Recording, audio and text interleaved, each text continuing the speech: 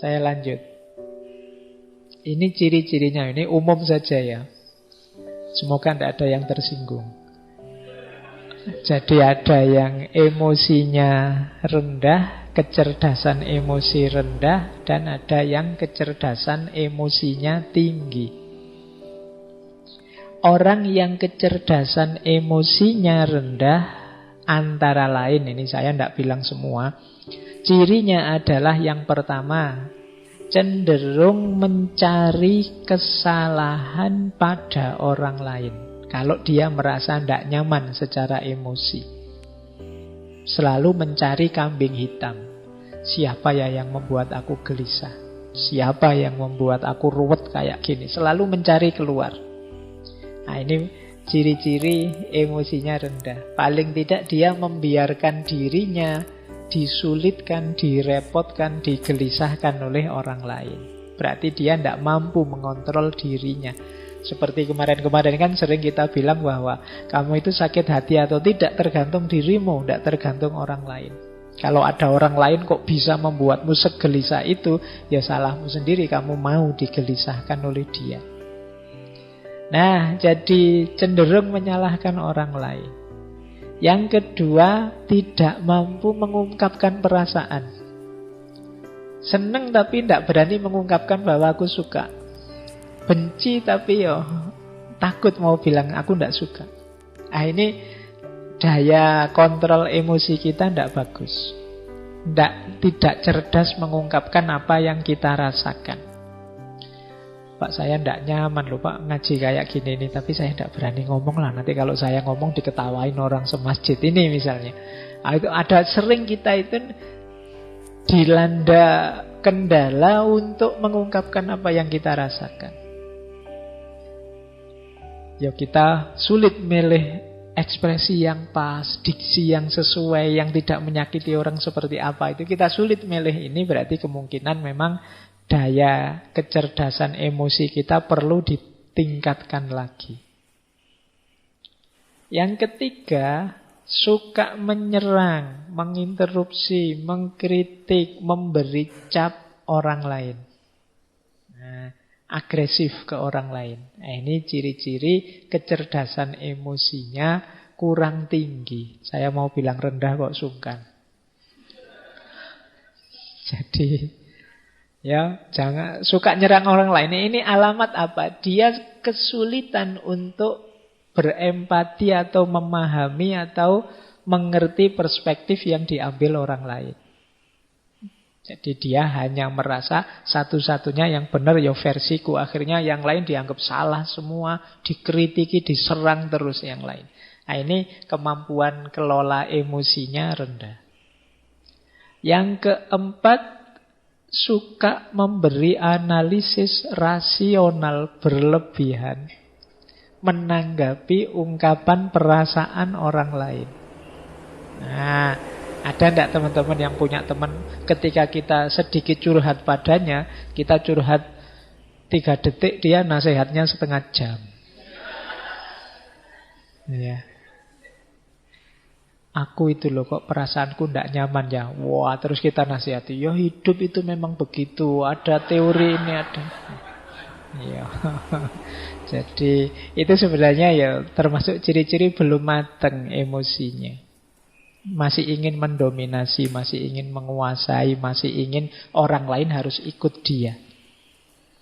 Nah, terlalu banyak ingin ngontrol. Berarti dia ingin memposisikan diri lebih tinggi dari temannya, dari sahabatnya. Nah, termasuk ciri emosi yang rendah adalah sering bohong tentang perasaannya atau emotional dishonesty. Ini sama seperti tadi. Kalau tadi tidak mampu mengungkapkan, kalau ini bohong. Mungkin demi citra, mungkin demi orang lain senang, mungkin demi macam-macam. Tapi intinya dia bohong. Padahal itu merugikan dirinya, bisa juga merugikan orang lain. Karena orang lain jadi sulit memposisikan diri di hadapan kita. Suka enggak kamu kalau saya gayanya begini? Sebenarnya enggak suka, tapi bilang, wah suka sekali saya Pak. Meskipun nanti kalau saya enggak ada, diam-diam, itu loh Pak Faiz ngomong apa sejak tadi misalnya. Nah, ini namanya emotional dishonesty. Jadi ketidakjujuran emosional. Ini kalau orang-orang dekat kita, kalau kita tahu mereka tidak jujur kan menyakitkan. Jadi tidak hanya merugikan diri sendiri, tapi merugikan orang lain juga. Karena kita jadi sulit memposisikan diri di hadapan dia, wong dia tidak jujur. Jadi seneng tapi bilangnya benci, benci tapi bilangnya seneng, itu kan merepotkan. Jadi ya mbok kalau seneng bilang saja seneng, meskipun saya seneng sih, tapi ya kamu tidak usah terbebani lah, wong cuma saya saja kok, kan tidak masalah. Yang penting kamu jujur. Nah, biasanya juga orang yang emotional quotient-nya rendah itu adalah pendengar yang jelek. Tidak betah dia mendengarkan, suka interupsi, suka debat. Tidak mampu menunggu orang sampai tuntas bicara.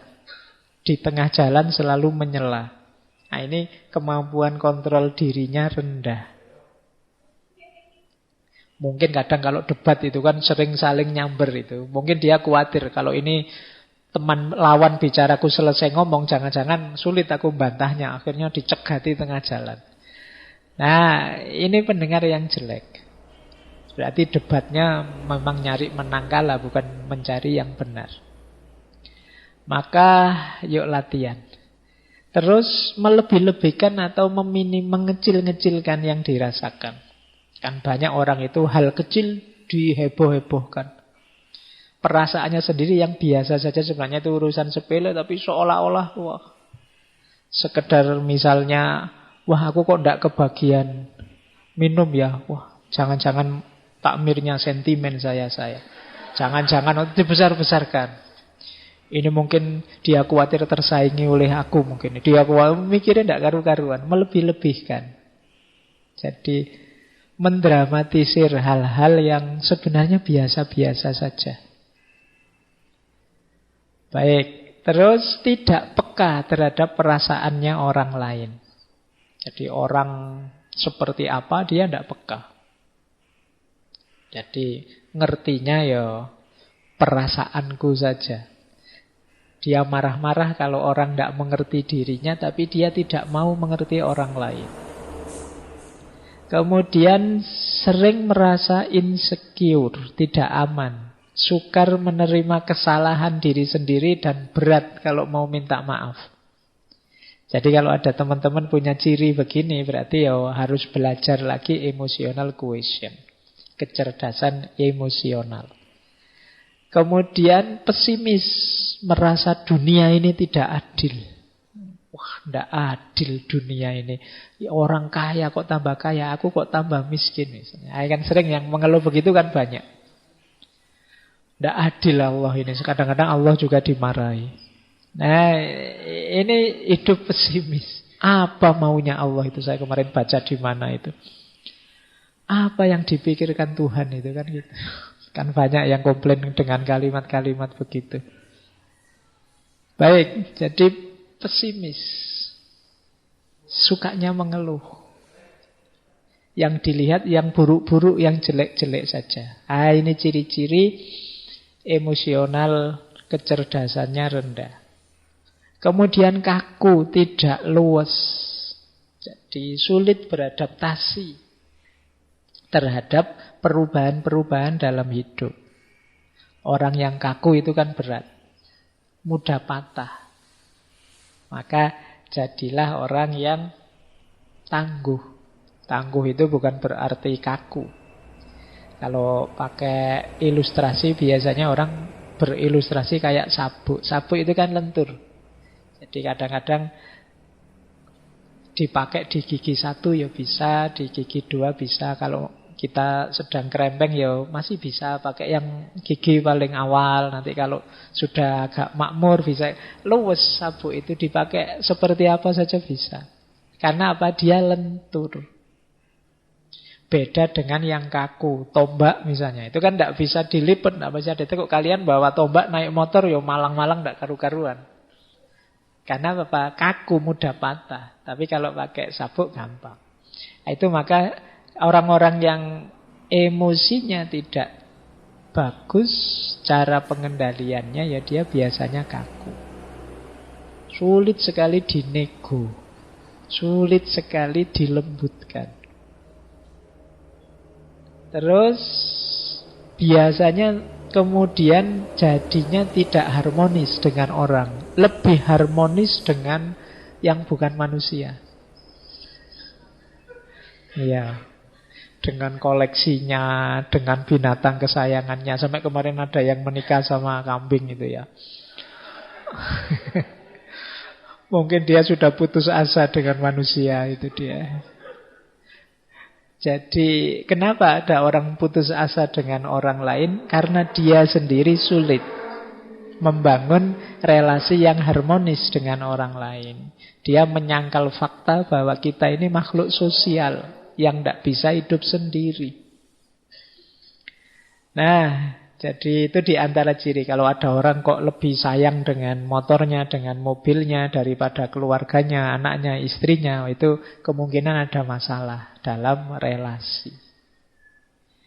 Terus puas kalau bisa menghina orang lain, mengalahkan orang lain.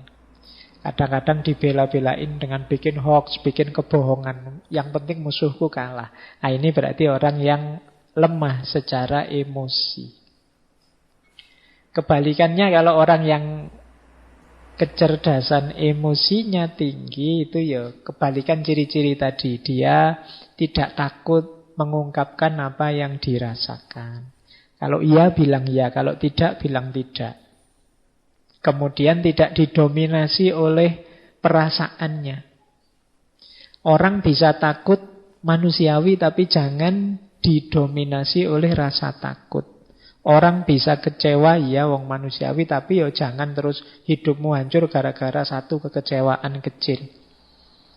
Jadi tidak didominasi oleh perasaan. Kemudian mampu membaca isyarat-isyarat, tidak hanya kata-kata. Ini hubungannya dengan kepekaan tadi.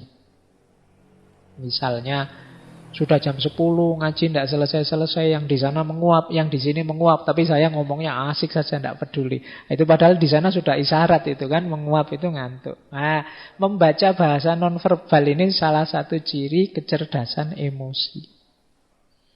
Itu nanti kayak orang ceramah, tidak selesai jamaahnya sampai mulet-mulet dia ngomong terus. Sampai dikode gini-gini juga tidak paham. Materinya malah ditambah. Al-waktu kas-saif. Waktu memang penting. Ini sudah diminta selesai, tidak paham. Ini komunikasi nonverbal namanya. Ciri orang yang cerdas emosi. Kadang-kadang dikedipin sekali saja paham. Itu cerdas. Kita mengangguk atau menggeleng sebentar, dia paham. Itu cerdas secara emosi. Banyak orang yang tidak peka dengan yang begitu-begitu. Nah, kemudian orang yang cerdas emosi itu melakukan segala sesuatu karena dirinya sendiri. Tidak tergantung atau mudah terpengaruh oleh segala yang di luar dirinya. Jadi dia bisa memotivasi dirinya. Hari ini kan banyak orang untuk motivasi saja mahal-mahal ngundang motivator. Biar saya tidak males, Pak. Oh, tidak males saja kok mahal. Tinggal kamu tidak males kan selesai. Tapi kan kita menghabiskan biaya banyak untuk memotivasi diri kita. Loh, orang yang cerdas emosi itu mampu memotivasi dirinya. Kemudian kebalikannya orang yang rendah emosinya, dia optimis, orang yang cerdas emosi itu.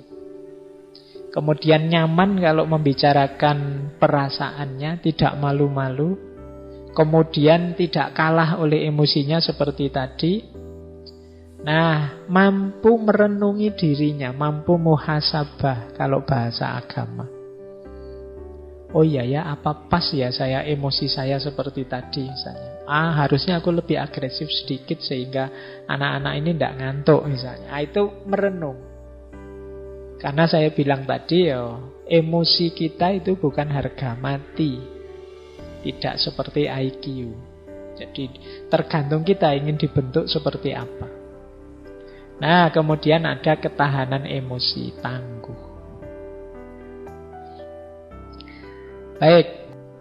Wah, ini pecah anunya, tulisannya. Jadi ada 5 nanti, kalau ini menurut Daniel Goleman, 5 kunci kecerdasan emosi.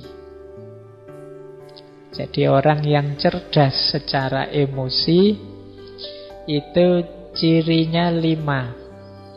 Yang pertama self-awareness, yang kedua self-regulation, yang ketiga motivation, yang keempat empati, yang kelima social skill. Kuncinya di sini. Yang pertama apa? Self-awareness, kesadaran diri. Mampu mengenali dirinya, mengenali emosinya, dorongan jiwanya, dan juga efeknya. Nah, ini namanya self-awareness. Wah, saya itu biasanya kalau ketemu teman yang seperti itu mudah tersinggung. Nah, ini mampu mengenali dirinya. Harus hati-hati ini saya. Nah, itu sadar diri. Wah, ini ngajinya sampai jam 10. Lama. Saya biasanya tidur jam 9. Berarti nanti mesti aku ngantuk.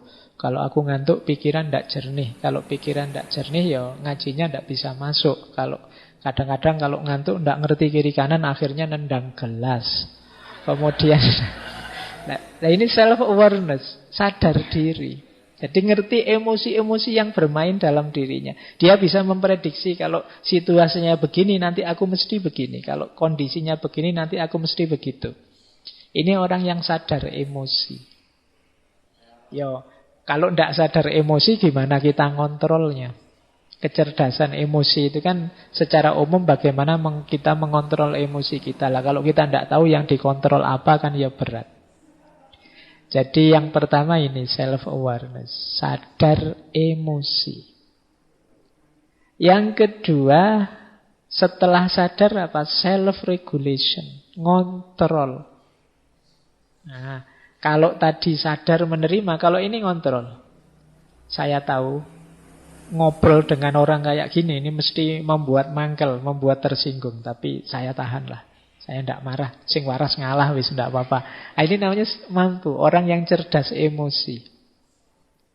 Hari ini kan sulit kita untuk bisa mengontrol ini. Kalau menyadari mungkin mudah ya, tapi ngontrol ini berat.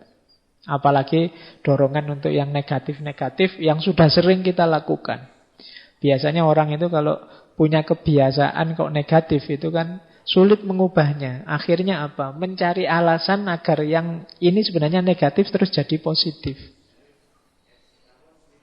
Jadi mencari alasan agar yang negatif-negatif tadi terus jadi positif. Bukan mengubah yang negatif jadi positif. Yang dicari alasannya saja. Nah ini berarti bukan self-regulation. Jadi misalnya biasanya rajin ngaji sih, tapi sekarang kok males ngaji ya. Nah, terus dicari alasan, males ngaji. Ngaji itu kan sunnah, tidak wajib. Wong saya juga bukan ahli Al-Quran, wong ya bukan hafid, bukan. Jadi ya tidak masalah lah. Yang penting kan masih sholat, masih syahadat. Nah, ini namanya bikin alasan untuk kebiasaan yang sebenarnya kita tahu itu negatif. Ini ciri orang yang tidak bisa self-regulation. Jadi itu kedua. Jadi kemampuan mengontrol, mengalahkan emosi dan dorongan jiwa yang negatif. Ini negatif, saya tidak usah lah. Misalnya buka HP, kok isinya begitu-begitu ya, ada gambar-gambar, ada video. Ini negatif, aku tidak usah lah. Jadi bukan malah, wah ini saya tidak sengaja loh ya, buka-buka sendiri loh, ini tidak begitu. Yang tidak sengaja kan tidak ada dosanya, salahnya sendiri yang upload. Ini bukan, ya enggak, itu namanya cari alasan. Kalau sudah tahu buruk ya kita tahan diri. Nah ini namanya kemampuan emosi. Jadi kecerdasan emosi untuk melakukan self-regulation. Yang ketiga motivation. Motivation ya melakukan sesuatu dari dalam, bukan karena dorongan atau pamrih dari luar. Saya mau sih Pak rajin, asal imbalannya apa? Kalau masih ada asal imbalannya apa? Berarti belum motivation, belum termotivasi, masih berpamrih.